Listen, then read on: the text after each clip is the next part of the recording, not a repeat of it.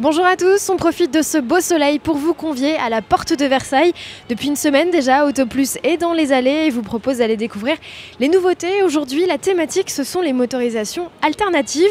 Direction pour cela le stand Tesla pour découvrir la Model 3, Toyota avec ses Camry et Corolla, ou encore Mercedes et le EQC et BMW avec le X3. Et pour finir, nous irons à la Concorde à la découverte de la piste d'essai des véhicules verts.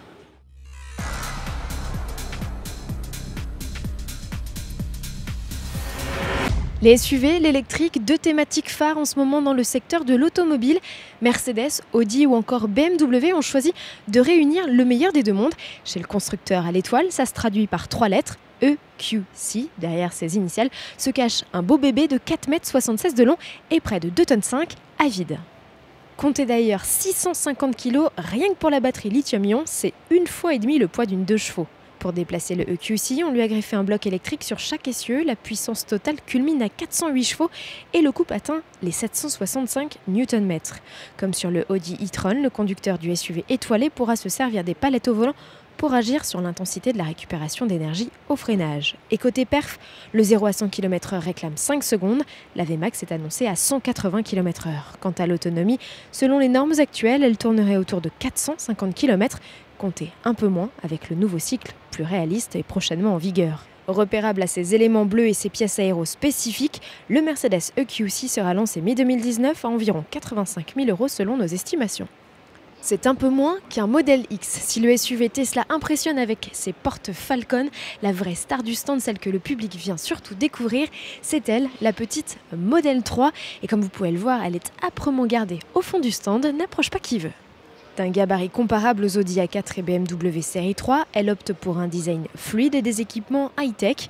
La grande tablette qui séduit tant sur sa grande sœur, la Model S, est de la partie, sauf qu'ici, elle est horizontale et non plus verticale.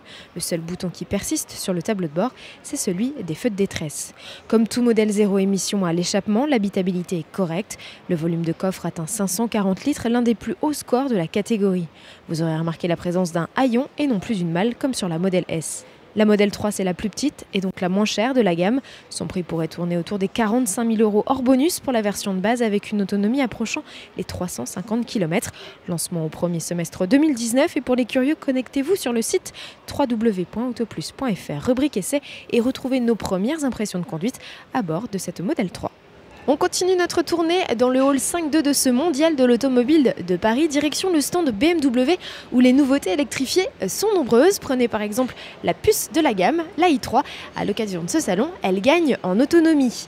Grâce à des batteries de plus grande capacité, la citadine électrique est désormais capable de parcourir jusqu'à 300 km selon le nouveau cycle WLTP. C'est une cinquantaine de kilomètres de gagné.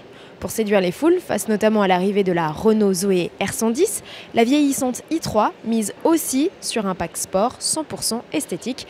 Arrivée de la i3 120 A en novembre, mise à prix revue à la hausse, comptez 39 950 €. Et puisqu'il est question de modèle vert, BMW présente à l'occasion de ce salon son iX3. Vous l'aurez peut-être deviné, il s'agit du pendant 100% électrique du X3.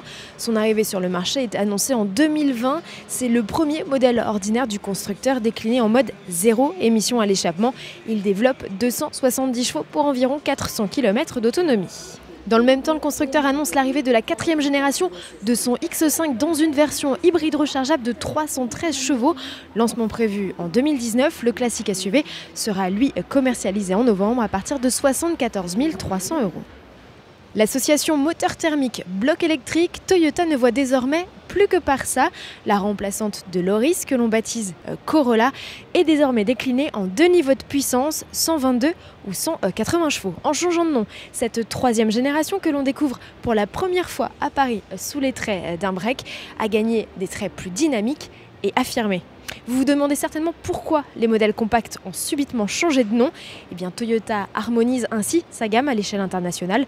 La Corolla, c'est la voiture la plus vendue dans le monde avec plus de 45 millions d'unités écoulées depuis son lancement en 1966. Un record jusqu'ici toujours inégalé.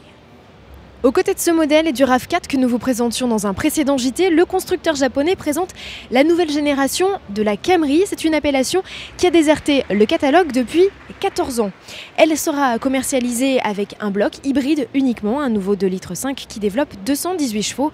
Avec ses 4,89 m, la Camry de 8e génération remplace la 26, arrêtée un peu plus tôt dans l'année. Future concurrente des Renault Talisman et Skoda Superb, elle arrivera sur le marché français au premier semestre 2019. Les électriques, les hybrides, les modèles à hydrogène vous intriguent? Eh bien ça tombe bien puisque vous pouvez les essayer dans le cadre de ce mondial de l'automobile de Paris. Plusieurs constructeurs disposent d'un centre d'essai juste derrière les halls, comme Jaguar, qui vous permet d'essayer son e-Pace. Pour cela, il suffit de prendre rendez-vous dans l'espace, dans ce hall 5.2. Un autre centre d'essai est accessible, cette fois place de la Concorde à Paris. Les organisateurs ont innové. Tous les passants sont invités à réserver leur essai gratuitement de 10h à 18h sur place ou sur le site du Mondial de Paris. Une cinquantaine de modèles sont à essayer pour des boucles d'une vingtaine de minutes. Condition sine qua non, la présentation d'un permis de conduire valide. Le JT d'Auto Plus, c'est terminé pour aujourd'hui, mais on se retrouve dès demain. Petit indice, eh oui, on parlera de deux roues, puisque le mondial de l'auto, c'est aussi le mondial de la moto, jusqu'au 14 octobre prochain à la porte de Versailles. Deux petites infos pour finir. La première, en téléchargeant l'application officielle du mondial de l'automobile de Paris, vous pouvez gagner des places tous les jours. Et ça se passe aussi sur le compte Facebook d'Auto Plus. Je vous dis à demain pour de nouvelles aventures.